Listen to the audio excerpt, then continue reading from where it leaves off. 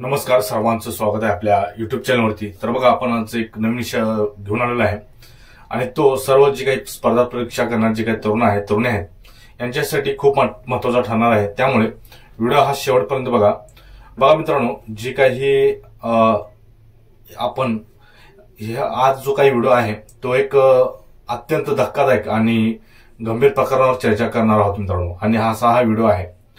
बघा, नाशिक पोलीस अकादमीत प्रशिक्षण घेत असलेला PSI भागवत ज्ञानोबा मुलगे, तर हा तुम्हाला परिचित असेल। हा रील स्टार बनवतो, बरेच फेमस आहे युट्यूबवरती, इंस्टावरती आणि फेसबुकवरती सुद्धा।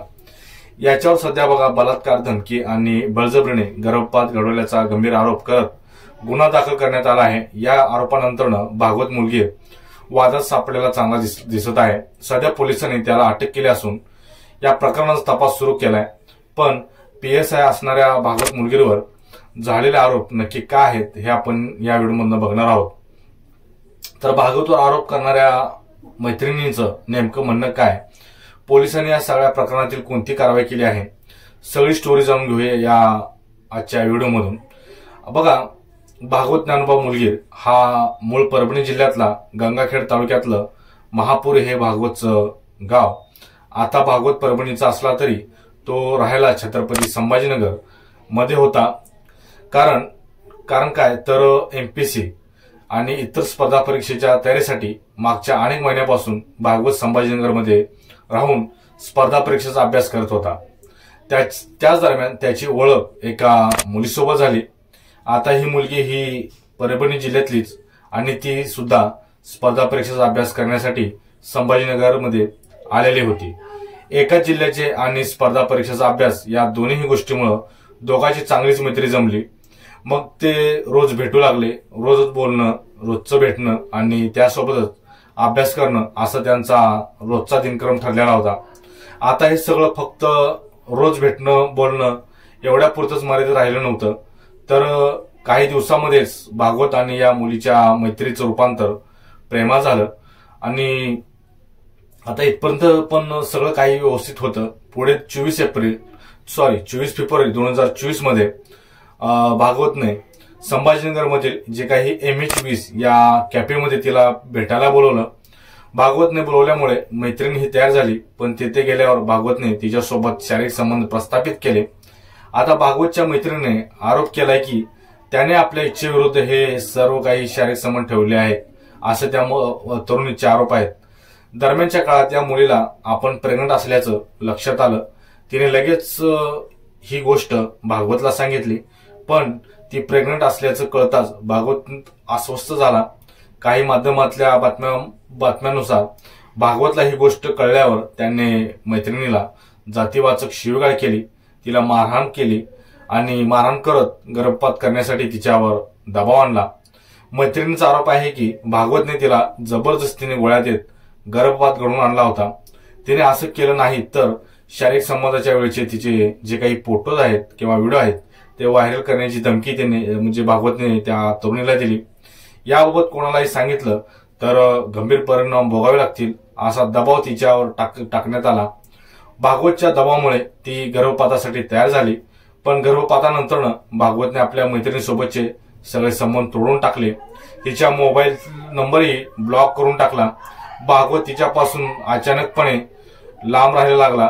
भागवतने त्याच्या मैत्रिणीला लग्नाचं आमिष दाखवलं होतं, त्यानंतरच ती शारीरिक संबंध ठेवण्यास तयार झाली होती, असं त्या पीडित तरुणीचे म्हणणे आहे।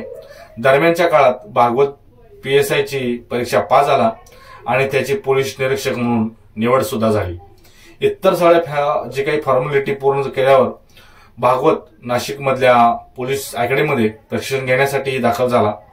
मधल्या काळात त्याच्या मैत्रिणीने त्याची बहीण आणि वडिलांशी संपर्क साधण्याचा प्रयत्न केला।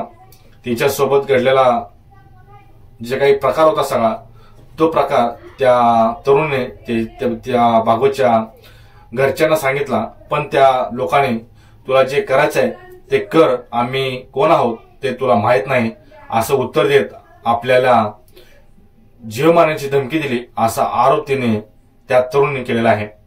हे सगळं घडल्यानंतर अखेर मानसिक छळ आणि धमक्यांना कंटाळून भागवतच्या मैत्रिणीने शनिवारी 15 नोव्हेंबर 2025 या सगळ्या ह्या बाबतीत पोलीस स्टेशनमध्ये तक्रार दाखल करण्याचं ठरवलं। त्यानुसार तिने छत्रपती संभाजीनगरच्या क्रांती चौक पोलीस ठाण्यामध्ये भागवतच्या विरोधात अत्याचार, जातीवाचक शिवीगाळ केल्याप्रकरणी अॅट्रॉसिटीचा गुन्हा दाखल केला।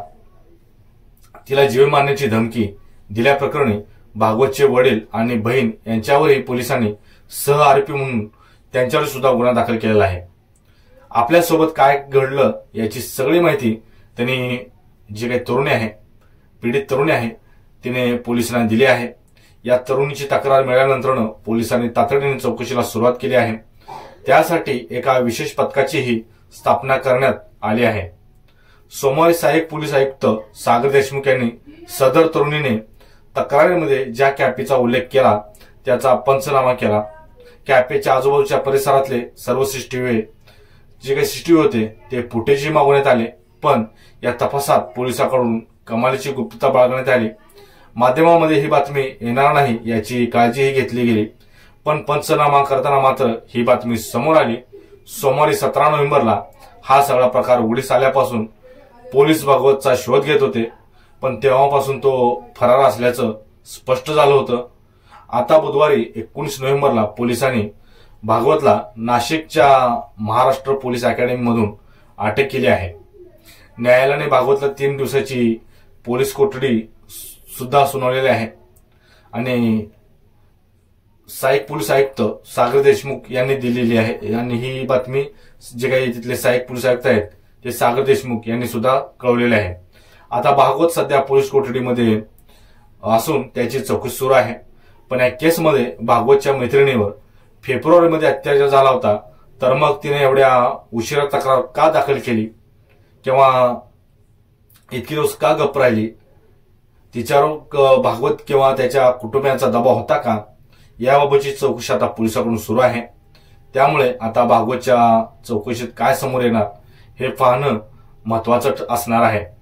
या सगळ्या प्रकरणाबद्दल तुम्हाला काय वाटतं, तुमच्या प्रतिक्रिया आपल्या कमेंट बॉक्समध्ये नक्की कळवा। आणि जाता जाता एक संदेश देऊ इच्छितो। बघा मित्रांनो, आपण एवढ्या कष्टाने इतक्या मोठ्या पोस्टवर जातो किंवा पोलीस बनतो, पोलीस कॉन्स्टेबल बनतो किंवा PSI बनतो, परंतु अशा काही गोष्टीमध्ये आपण अडकून पडतो की आपलं पूर्ण आयुष्य बर्बाद होतं। जसे की गोपाळ बदनेचा विषय तुम्हाला माहिती असेल, त्यांनी कारनामा केला आणि शेवटी तो बडतर्फ झाला। तर मित्रांनो, मी जाता सांगू इच्छितो की आपण पोलीस झालो म्हणजे सर्व कायदा आपल्या हातात आहे किंवा आपण राजा आहे, महाराजा आहे, हे आपण एक बुद्धीमध्ये ठेवतो आणि कसंही वागायला चालू करतो आणि कायदा हातात घेतो आणि शेवटी याचे परिणाम हे होतात। तर आपण आपल्या आईवडिलांचे स्वप्न पूर्ण करण्यासाठी आपण रात्रंदिवस अभ्यास करतो, प्रॅक्टिस करतो आणि लास्टला मात्र अशा गोष्टीमध्ये जाऊन अडकतो। त्यामुळे सर्व काही गोष्टी करताना विचारपूर्वक करा। इतकाच व्हिडिओ होता। व्हिडिओ आवडल्यास नक्कीच आपल्या चॅनल सबस्क्राईब करून घ्या। जय हिंद।